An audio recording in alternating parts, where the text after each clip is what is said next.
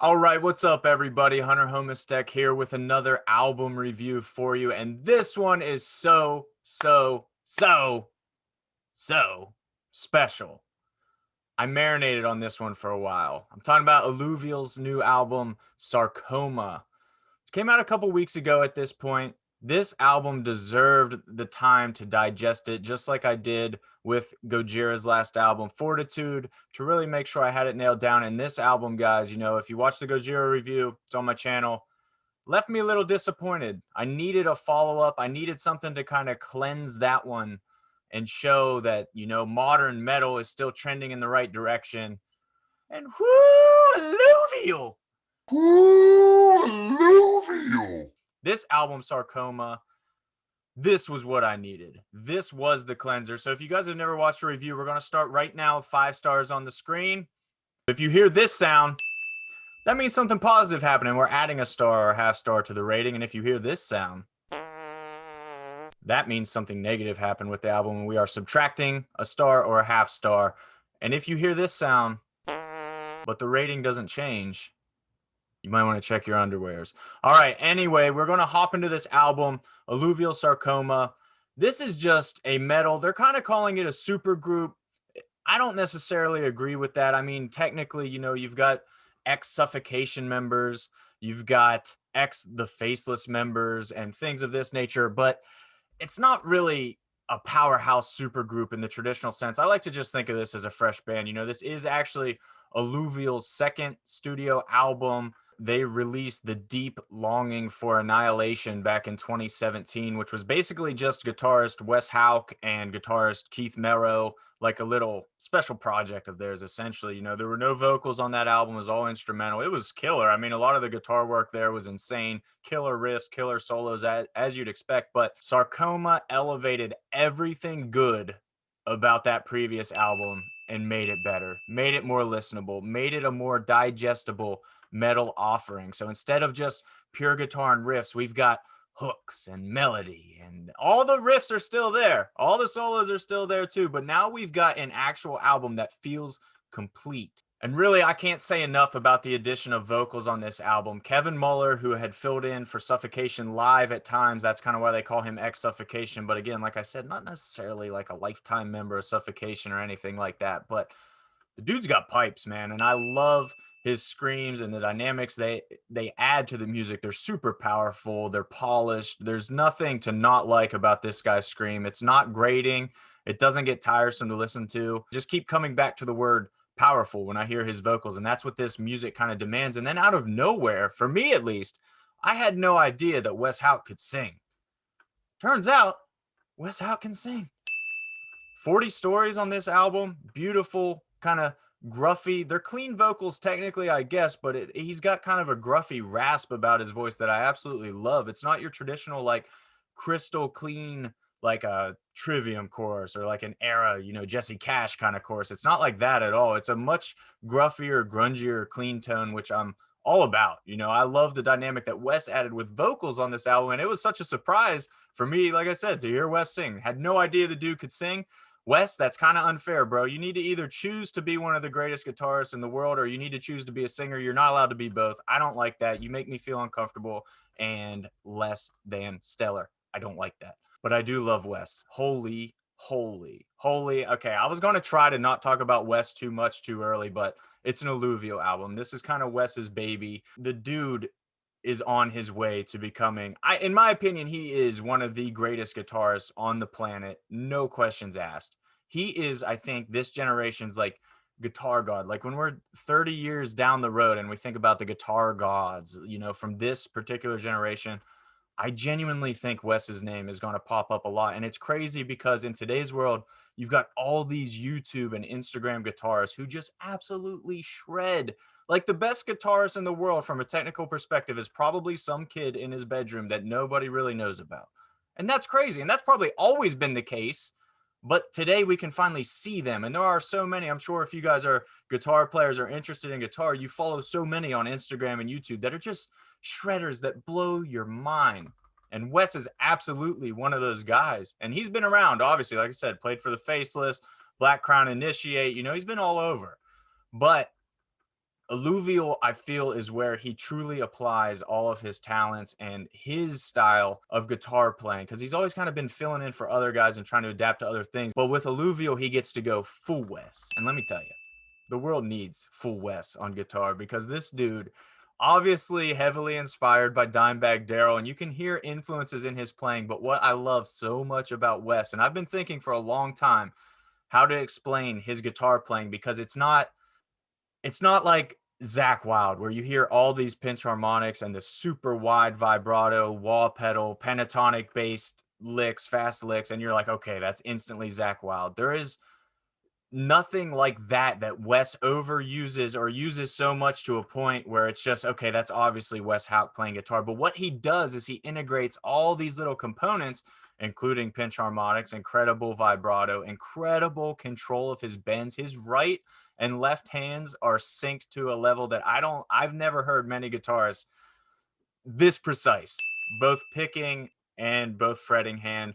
The dude is a absolute monster. He is technical, he's fast, his phrasing and melody is always there. None of his solos feel shreddy just for the sake of being shreddy. And I'll use an example, kind of like my dad absolutely loves Pantera, Black Label Society, things of that nature. But when it comes to super shredders, like we think of Steve Vai, maybe Guthrie Govan, guys like this that you just watch and they blow your mind, he's not into it. Like whenever a shredder loses melody and loses feel, and I'm not necessarily saying that Vai and Govan do that, because I disagree, but I do understand how for the general audience that doesn't necessarily translate. You have to kind of be a guitar nerd to get it. But with Wes, it's there. It's still there, and he's still shredding and he still maintains the melody while being incredibly technical and impressive. And that to me is what truly separates him today. He just nailed, I mean, everything you could want from a guitar player, Wes does. And again, I'm sorry that this is turning into the Wes Hauch review, but there is no doubt that this Alluvial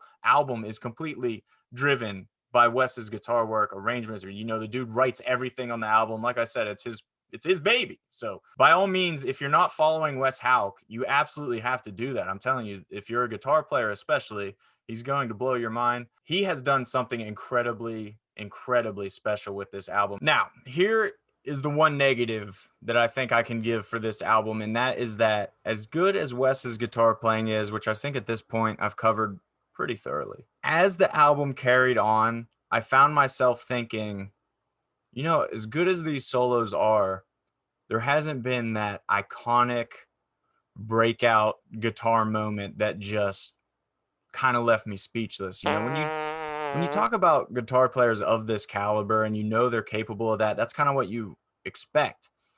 But just as I talked about, this felt like a full cohesive album. I think Wes stayed in pocket with both his leads and his rhythms to kind of never steal the show. Now that's a good thing, right? But with a guy that good, I kept just wanting the full face melt, the full holy shit, how did he just do that solo? As the album carried on, you know, I got to about track 6. I got around Exponent-ish in the album, midway through the album. And I just felt myself thinking, you know, as good as this has been, and I'm loving every second of this, it hasn't been at that level yet. So I felt myself kind of wanting that full-on insane face-melting solo, but it wasn't there. And then Sugar Paper came on.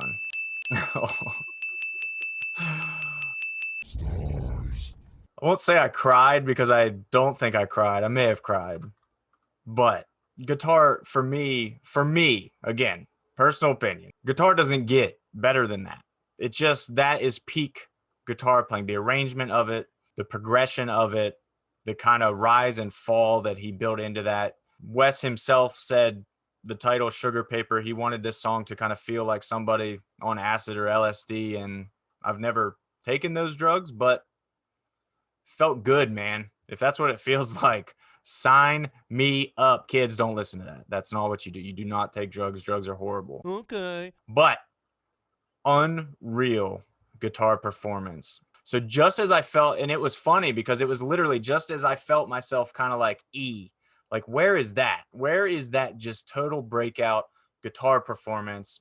Sugar Paper came on, and I was like, there it is. There's Wes being like, by the way, I'm still also this good. And just some other things to look out for on the album. I think the song Sleepers Become Giants will appeal to Pantera fans a ton. Wes himself in a Q&A on Instagram actually said that it reminds him more of a Nirvana tune, if Nirvana met a more kind of death metal edge. I'm getting a lot of Pantera floods in this one. So if you guys are a fan of that kind of the clean tone, it's probably just the guitar tone that's making me think that, but the clean tone is straight up floods. So I can't not think of that when I hear that. That's a good kind of slow burner, a bit of that kind of mid-range, not crazy heavy song, more in that kind of 40 Stories vein, where I could see this one getting some radio attention as well. And again, Wes contributing vocals on this one as well lends itself to that, as it's not kind of the full out scream. The song Sarcoma is absolutely sick. The intro riff to that is incredibly technical and flighty. It's fast. It's all over the place. It's a pure fretboard burner. And then it leads into just this straight up Chug City, rocky in the face. Like that makes you want to do that. You know what I'm saying? And it's got everything you want. But I mean, the album in general has everything you want. So, and ending with Anodyne, because following up Sugar Paper, so Sugar Paper was the second to last song on the album, and just the way it set that bar kind of made it tough to follow up. But I love the way Anodyne does it. More of a straightforward riff and song. I love the intro riff is just pure pinch harmonic bass. You're going to get big time Dimebag Darrell rhythm vibes from this pinch harmonic riff that comes in. Sick, man. Again, Wes's bends, his feel for bends is unmatched, and it shows through in riffs as much as it does solos, as much as it does just little melodic licks that he'll throw in from time to time to kind of complement the main rhythm underneath. It's just perfect. Everything about this album hits so many marks for me. Guys, I'm sorry if you were here for fart sounds, because listen, I enjoy a good fart sound too. I'm here for negatives. I'm here for critiques all day. But the fact remains, the mix on this album is phenomenal. The pacing of this album is phenomenal. Nuclear Blast Records did not release every song from this record ahead of time, which, as you guys may know from past reviews, is something I hate. There were a few teasers thrown out there. You know, Ulysses came out, 40 Stories came out, Thy Underling came out, but then that was it. They left 7 more songs that were incredibly diverse for us to sink into, and I absolutely love that. It's all there, man. And like I said, Kevin Muller's vocals really add the punch and the hook and the dynamics that Alluvial needed, I think, to take that next step. Because I think instrumental bands, no matter how good they are, they're always going to struggle to reach that next level that becomes a little mainstream that you want. And even fully mainstream, you know, go make that money. Gojira is clearly going for that route, and it's working out incredibly well for them. Now, I'm not saying Alluvial is going to reach Gojira levels, because they are an extra level of heavy and technical for sure. They're a little less palatable, I think, for the untrained ear. But if you want to just dabble your toes in, I do think 40 Stories is a great place to start. It's hooky, it's catchy, it's got more of kind of a mainstream feel than maybe a lot of the other songs on the album. But man, I can't stop raving about this album, dude. And that's to say, you know, Wes's guitar playing, as I've already raved about, I have no more words. I put him up there with like Emil Wursler right now, Tosin Abasi, these guys that I think are literally the best in the world. Wes is in that category. But what I love more about Wes, and this is just me personally, his style just resonates so much more with me. He's got a fluidity to his bends that you do not hear, and he will incorporate bends into like the chorus riffs of his songs. Like go listen to Ulysses and just listen to the chorus of Ulysses and hear the way that he uses bends to create dissonance, but then resolve that dissonance.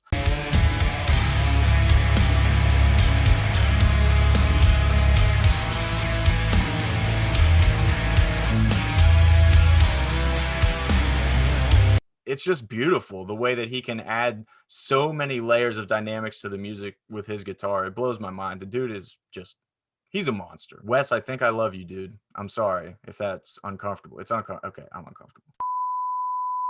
But anyway, he's a monster. He deserves all the recognition for putting this album together. For me, this is absolutely an album of the year contender.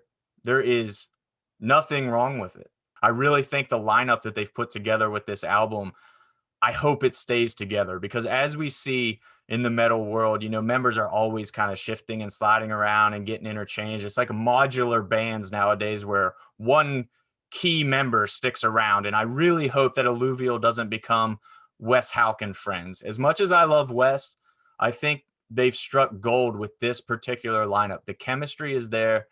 Everything that you want from a band in terms of how they complement each other is there. It just sounds so tight and perfect that I want this lineup to stick around for a while and really see what they can do together, because I think there's the makings of something special. And even though, like I said, Alluvial had a full length release already, I think this is the album that really feels like their first album as a unit. And this is the one that will be kind of the foundation or the launch pad for their future that I am personally extremely excited to check out. So, album of the year contender. Like I said, not a whole lot of fart noises on this one, guys. I would struggle. I would be nitpicking just to nitpick, and that's unfair for the review. You know, there's really nothing I don't like about this album. So we're going to end it right there with an incredibly high mark of a 9.5 out of 10. And the only reason I can't go 10 out of 10 is just because I said so. Your dad ever give you the because I said so? That sucks, right? It's all right. I'm giving it to you right now because I don't necessarily think it's a perfect album would be an album that everybody on earth agrees touches them spiritually and just changes their life and is this transcendent musical experience. And for me, it approaches that level, but there are a lot of people that definitely aren't going to like this album. But unreal what they've done. Guys, Alluvial, congrats. I am stoked to hear you guys enter this new stage of your career, and I can't wait for what's next. Alluvial Sarcoma, 9.5 out of 10. Nuclear Blast Records. Wes Hauch is an animal. That's